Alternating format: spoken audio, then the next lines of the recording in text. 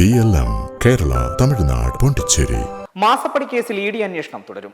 CMRL appeal ഹൈക്കോടതി തള്ളി. Supreme കോടതിയിൽ അപ്പീൽ പോകാൻ 2 ആഴ്ചത്തേക്ക് ഈ ഉത്തരവ് തടയണമെന്ന് CMRL അഭിഭാഷകന്റെ ആവശ്യമാണ് തള്ളിയത്. ECRL രജിസ്റ്റർ ചെയ്ത ED അന്വേഷണം നടത്താൻ കഴിയില്ലെന്ന CMRLന്റെ വാദം ശരിയില്ലെന്ന് കോടതി ചൂണ്ടിക്കാട്ടി. നേരത്തെ സിംഗിൾ ബെഞ്ചിലും സമാനമായൊരു ഇടപെടലിന് CMRL ശ്രമിച്ചിരുന്നു. അന്വേഷണം തുടരാമെന്ന് സിംഗിൾ ബെഞ്ച് ഉത്തരവിട്ടതിന് തൊട്ടു പിന്നാലെ CMRL അഭിഭാഷകൻ കോടതിയിൽ അവകാശപ്പെട്ടത് തങ്ങൾക്ക് മേൽക്കോടതിയിൽ അപ്പീൽ പോകണമെന്നും ഇത് തടയണമെന്നുമായിരുന്നു. പക്ഷേ അങ്ങനെയൊരു ആവശ്യം കോടതി അംഗീകരിച്ചിരുന്നില്ല. EDക്ക് റെയ്ഡ് തുടരാമെന്ന് പറയുകയായിരുന്നു. ഇതിന് പിന്നാലെയാണ് പ്രതിപക്ഷ നേതാവിന്റെ വീട്ടിലുൾപ്പെടെ 12 ഇടങ്ങളിൽ ED പരിശോധന നടത്തിയത്. ED അന്വേഷണം തടയണമെന്നാവശ്യപ്പെട്ടുള്ള CMRLന്റെ ഹർജിയിലാണ് ഹൈക്കോടതി വിധി പറഞ്ഞത്. കമ്പനി MD ശശിധരൻ കർത്തയും 5 ഉദ്യോഗസ്ഥരും ആണ് കോടതിയെ സമീപിച്ചത്. കേന്ദ്ര ഏജൻസി അന്വേഷണം മൗലിക അവകാശങ്ങളുടെ ലംഘനമെന്ന് CMRL ഹർജിയിൽ പറയുന്നുണ്ട്. അതേസമയം മാസപ്പടി കേസിൽ ED അന്വേഷണം തുടരണമെന്ന ഹൈക്കോടതി വിധിയിൽ പ്രതികരണവുമായി BJP നേതാവ് ഷോൺ ജോർജ് രംഗത്തെത്തി. ഇന്ത്യൻ നിയമവ്യവസ്ഥയെ വിലയ്ക്കു വാങ്ങാൻ കഴിയില്ലെന്ന തെളിയിക്കുന്നതാണ് വിധിയെന്ന് ഷോൺ ജോർജ് പ്രതികരിച്ചു.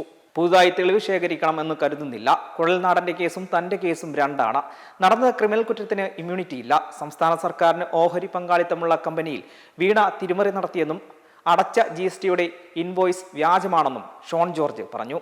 നൽകാത്ത സേവനത്തിനാണ് ഇൻവോയ്സ്. GST തട്ടിപ്പ് നടത്തിയിട്ടുണ്ട്. സംസ്ഥാന സർക്കാരിന് വേണമെങ്കിൽ കേസെടുക്കാവുന്നതാണ്. വീണ ഇടനിലക്കാരിയാണെന്നും പ്രതി പിണറായി വിജയനാണെന്നും ഷോൺ ജോർജ് പറഞ്ഞു. പണം നൽകിയത് സ്വജനപക്ഷപാതത്തിന് വേണ്ടിയാണെന്നും ഷോൺ ജോർജ് പ്രതികരിച്ചു. CMRL സമർപ്പിച്ച അപ്പീൽ തള്ളിയ ഹൈക്കോടതി മാസപ്പടി കേസിൽ ED അന്വേഷണം തുടരാനാണ് ഉത്തരവിട്ടിട്ടുള്ളത്. സുപ്രീം കോടതിയിൽ അപ്പീൽ പോകാൻ 2 ആഴ്ചത്തേക്ക് ഈ ഉത്തരവ് തടയണമെന്ന CMRL അഭിഭാഷകന്റെ ആവശ്യമാണ് തള്ളിയത്. ECIR രജിസ്റ്റർ ചെയ്ത EDക്ക് അന്വേഷണം നടത്താൻ കഴിയില്ല എന്ന CMRLന്റെ വാദം ശരിയല്ലെന്ന് കോടതി ചൂണ്ടിക്കാട്ടി. ED അന്വേഷണം തടയണമെന്നാവശ്യപ്പെട്ടുള്ള CMRLന്റെ ഹർജിയിലാണ് ഹൈക്കോടതി നിർണായക വിധി പറഞ്ഞത്. കമ്പനി MD ശശിധരൻ കർത്തയും 5 ഉദ്യോഗസ്ഥരുമാണ് കോടതിയെ സമീപിച്ചിരുന്നത്. മെമ്പർമാരുടെ നിക്ഷേപങ്ങൾക്ക് ഉയർന്ന ലാഭവിഹിതം നൽകുന്ന കേന്ദ്ര സർക്കാർ സഹകരണ registered society Bharat Lajna multi state housing cooperative society limited.